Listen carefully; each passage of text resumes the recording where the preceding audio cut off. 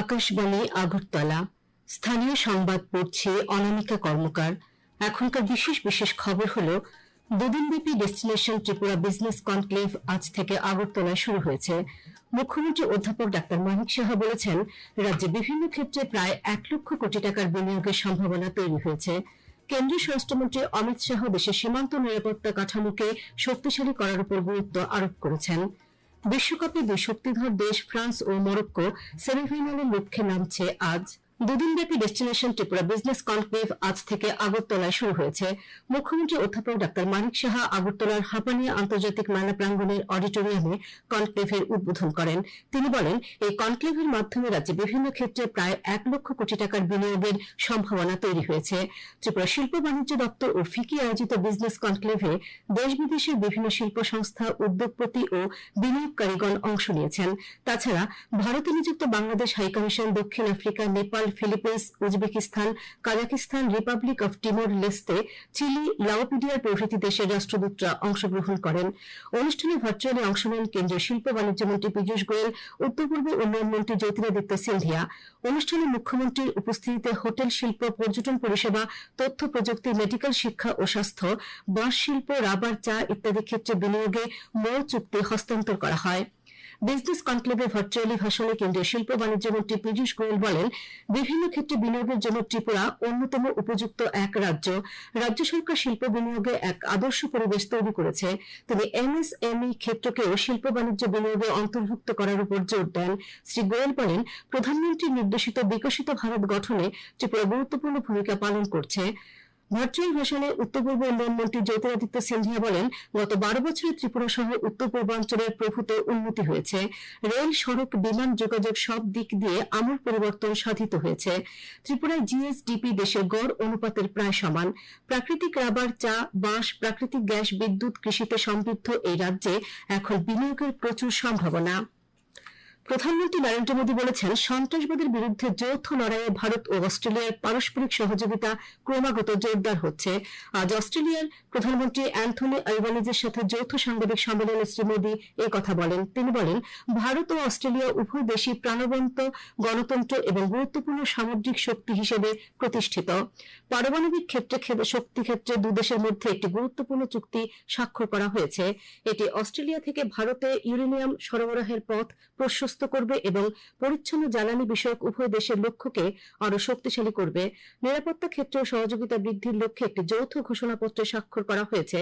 প্রধানমন্ত্রী বলেন, একবিংশ শতাব্দীর ভারত একটি উন্নত রাষ্ট্র হওয়ার লক্ষ্যে কাজ করে চলেছে। ভারত এমন একটি দেশ যা আরো উন্নতি করা এবং আরো বেশি কিছু অর্জন করার উপর বিশ্বাসী। भारत और ऑस्ट्रेलिया दो वाइब्रेंट डेमोक्रेसीज हैं, दो मल्टीकल्चरल सोसाइटीज हैं और दो महत्वपूर्ण ओशन पावर्स हैं। हमारी ये समानताएं और हमारा कॉमन वर्ल्ड व्यू हमें गहरे आपसी विश्वास के साथ निरंतर आगे बढ़ने की प्रेरणा देते हैं। গত দুদিনের অবিরাম বর্ষণে 59 জেলার দেও এবং মনু নদী ও তার শাখা লক্ষ্মীছড়ায় জলস্ফীতির কারণে বন্যা পরিস্থিতির সৃষ্টি হয়েছে। নদীগুলোর জলস্তর বিপদ সীমার উপর দিয়ে বইছে। বন্যার কারণে উদ্ভূত পরিস্থিতিতে ত্রাণ ও উদ্ধারে প্রশাসন যুদ্ধকালীন তৎপরতায় কাজ করছে। এনডিআরএফ, আপদ মিত্র, সিভিল ভলান্টিয়ার্সরা দুর্গত জনগণকে যথাযথ সহায়তা করে যাচ্ছে। 59 জেলায় মোট 35টি ত্রাণ শিবিরে 1415টি পরিবারের সর্বমোট 6068 জন আশ্রয় নিয়েছেন। এর মধ্যে কুমারঘাট মহকুমায় 23টি ত্রাণ শিবিরে আশ্রয় নিয়েছে 661 পরিবারের 2727 জন। এদিকে কৈলাসহর মহকুমাতেও 12টি ত্রাণ শিবির খোলা হয়েছে। শিবিরগুলিতে 754 পরিবারের 3341 জন বন্যা দুর্গত মানুষ আশ্রয় নিয়েছে। 59 জেলার জেলাশাসক মেঘা জৈন, অতিরিক্ত জেলাশাসক সাগর শোভন দেবনাথ, বিপর্যয় মোকাবিলা বিভাগের 59 জেলার জেলা প্রোগ্রাম আধিকারিক শুভজিৎ নাথ বিভিন্ন বন্যা কবলিত এলাকা ঘুরে দেখেন। তারা বন্যা দুর্গতদের সঙ্গেও কথা বলেন। প্রশাসন 59 জেলার বিভিন্ন স্থানে বন্যা নিরোধক বাঁধের প্রয়োজন ভিত্তিক মেরামতি করছে। শহরে বৃষ্টির জল নিষ্কাশনের জন্য পাম্প মেশিনকে কাজে লাগানো হয়েছে। পরিস্থিতির উপর তীক্ষ্ণ নজর রাখছে প্রশাসন। শিবিরে আশ্রিত বন্যা দুর্গত মানুষকে রান্না করা খাবার, পানীয় জল সহ শিশু খাদ্য সরবরাহ করা হচ্ছে। ত্রাণ শিবিরে স্বাস্থ্য দপ্তর থেকে স্বাস্থ্য পরীক্ষা ও বিনামূল্যে ওষুধপত্র বিতরণ করা হচ্ছে। এদিকে বন্যার কারণে বহু শস্য ক্ষেত জলের নিচে, এর ফলে গ্রীষ্মকালীন শাকসবজির ব্যাপক ক্ষতির সম্ভাবনা রয়েছে। তপশিলি জাতি কল্যাণ মন্ত্রী সুধাংশু দাস আজ ঊনকোটি জেলার ফটিকরা বিধানসভা কেন্দ্রের অধীন বিভিন্ন ত্রাণ শিবির ও বন্যা কবলিত এলাকা পরিদর্শন করেন। তিনি বন্যা দুর্গতদের আশ্বস্ত করেন রাজ্য সরকার বন্যায় ক্ষতিগ্রস্ত মানুষের পাশে রয়েছে। শিবিরবাসীদের শিবিরে থাকাকালীন সুবিধা অসুবিধা বিষয়ে তিনি খোঁজ খবর নেন। পরে শ্রী দাস আকাশবাণীর ঊনকোটি জেলার সংবাদদাতা অনুপম ভট্টাচার্যকে জানিয়েছেন, প্রশাসন জনপ্রতিনিধিরা বন্যা দুর্গতদের পাশে রয়েছেন। মৎস্য প্রাণী সম্পদ বিকাশ, কৃষি ও কৃষক কল্যাণ দপ্তর সহ সংশ্লিষ্ট দপ্তর আধিকারিক ও কর্মীরা বন্যায় ক্ষতিগ্রস্তদের পাশে থেকে প্রয়োজনীয় সহায়তা করে যাচ্ছেন। বন্যা পরিস্থিতির কারণে খোয়াই জেলার ২টি মহকুমার মোট ৫৩২টি পরিবারের ১,৮৩৬ জন ১০টি শরণার্থী শিবিরে আশ্রয় নিয়েছেন। তেলিয়ামুড়া মহকুমায় খোয়াই নদীর পার্শ্ববর্তী অঞ্চলে বসবাসকারী জনগণের বাড়িঘরে নদীর জল প্রবেশ করেছে। খোয়াই পৌর পরিষদের ৩ নম্বর ওয়ার্ডের হরকুমার অঙ্গনওয়াড়ি কেন্দ্রে ২০টি পরিবারের মোট ৮০ জন, দশরথ দেব মেমোরিয়াল কলেজের ২৫টি পরিবারের মোট ৯৩ জন ও খোয়াই সরকারি দ্বাদশ শ্রেণী বিদ্যালয়ে ৪৩টি পরিবারের মোট ১৫৬ জন আশ্রয় নিয়েছে। খোয়াই জেলার জেলা সভাধিপতি এবং খোয়াই পৌর পরিষদের চেয়ারম্যান সহ প্রশাসনিক আধিকারিকরা আজ শরণার্থী শিবিরগুলো পরিদর্শন করেন। তারা বন্যা দুর্গতদের সব ধরনের সহায়তার আশ্বাস দেন। আপনার খবর শুনছেন আকাশবাণীর আগরতলা কেন্দ্র। কেন্দ্রীয় স্বরাষ্ট্রমন্ত্রী অমিত শাহ দেশের সীমান্ত নিরাপত্তা কাঠামোকে শক্তিশালী করার উপর গুরুত্ব আরোপ করেছেন। তিনি আজ নয়াদিল্লিতে সীমান্ত জেলাগুলির পুলিশ সুপারদের একটি সম্মেলনে পৌরোহিত্য করেন। জম্মু ও কাশ্মীর, পাঞ্জাব, উত্তরাখণ্ড, রাজস্থান, গুজরাট, উত্তরপ্রদেশ, বিহার, পশ্চিমবঙ্গ এবং উত্তর পূর্বের রাজ্য সহ সীমান্ত রাজ্য ও কেন্দ্রশাসিত অঞ্চলগুলির পুলিশ সুপাররা এই সম্মেলনে অংশগ্রহণ করেছেন। ঝুঁকিপূর্ণ সীমান্ত অঞ্চলের বর্তমান পরিস্থিতি মূল্যায়ন এবং আইন প্রয়োগ উন্নত করার উপায় চিহ্নিত করার মাধ্যমে নিরাপত্তা কাঠামোকে শক্তিশালী করাই এই সম্মেলনের লক্ষ্য। অনুপ্রবেশ, অবৈধ অভিবাসন, ড্রোন হুমকি এবং মাদক পাচার এই বিষয়গুলো বৈঠকে প্রাধান্য পায়। ভারতীয় রেলওয়ে যাত্রীদের স্বাচ্ছন্দ্য সুরক্ষা এবং সামগ্রিক ভ্রমণ অভিজ্ঞতা উন্নত করার লক্ষ্যে একটি গুরুত্বপূর্ণ পদক্ষেপ হিসেবে রানী কমলাপতি আগরতলা স্পেশাল এক্সপ্রেস ট্রেনে প্রচলিত আইসিএফ কোচের পরিবর্তে আধুনিক লিঙ্কে হফম্যান বুশ কোচ চালু করেছে। রানী কমলাপতি আগরতলা স্পেশাল এক্সপ্রেসটি আগামীকাল রানী কমলাপতি থেকে নতুন এলএইচবি রেক নিয়ে যাত্রা শুরু করবে।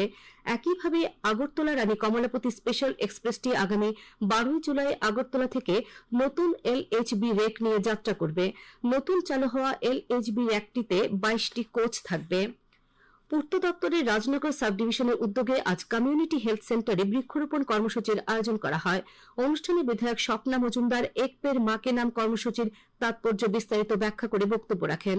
উপস্থিত ছিলেন জেলাশাসক মোহাম্মদ সাজ্জাদ পি, মুখ্য স্বাস্থ্য আধিকারিক ডা জ্যোতির্ময় দাস প্রমুখ।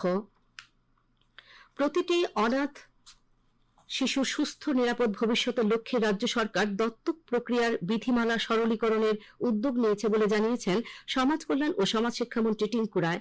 আজ আগরতলা প্রজ্ঞা ভবনে স্টেট অ্যাডপশন রিসোর্স এজেন্সি এবং সমাজ কল্যাণ ও সমাজ শিক্ষা দপ্তর আয়োজিত এক প্রশিক্ষণ শিবিরে তিনি জানান, অনাথ শিশুদের জন্য হোম সংখ্যা বাড়ানো হচ্ছে। আগামী দিনে কৈলাসশহরে মেয়েদের জন্য একটি নতুন হোম করা হবে। তিনি আরো জানান, গত বছরে রাজ্যের ৬টি শিশুকে দত্তক দেওয়া হয়েছে, এর মধ্যে ৪টি দেশে, 2টি বিদেশে। অনুষ্ঠানে বক্তব্য রাখেন সমাজ কল্যাণ ও সমাজ শিক্ষা দপ্তরের বিশেষ সচিব তপন কুমার দাস। ফুটবল বিশ্বকাপে আজ শুরু হচ্ছে কোয়ার্টার ফাইনাল পর্ব। 4টি ম্যাচে 8টি দেশ খেলতে নামবে পরবর্তী সেমিফাইনাল নিশ্চিত করার লক্ষ্যে।